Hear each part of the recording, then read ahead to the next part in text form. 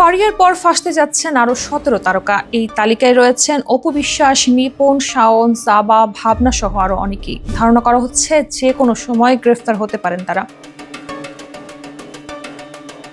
বৈষম্য বিরোধী ছাত্র আন্দোলন দমন চেষ্টায় অর্থ সহায়তা করার অভিযোগে অভিনেত্রী নুসরাত ফারিয়া সহ 17 জন চলচ্চিত্র তারকার নামে চেষ্টার মামলা হয়েছে।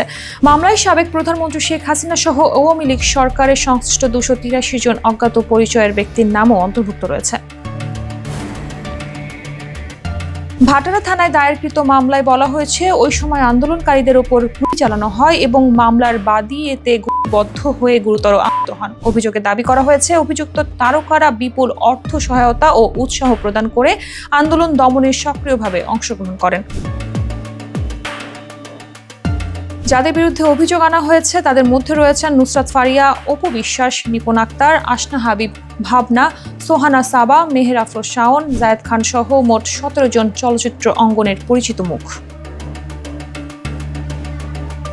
ভাটারা থানার ওসি মোহাম্মদ মাজহারুল ইসলাম জানিয়েছেন, মামলাটির তদন্ত চলছে এবং যথাযথ আইনি ব্যবস্থা নেওয়া হবে। তবে মামলায় অভিযুক্ত কোনো তারকাই এখন পর্যন্ত আনুষ্ঠানিকভাবে এই বিষয়ে মুখ খোলেননি।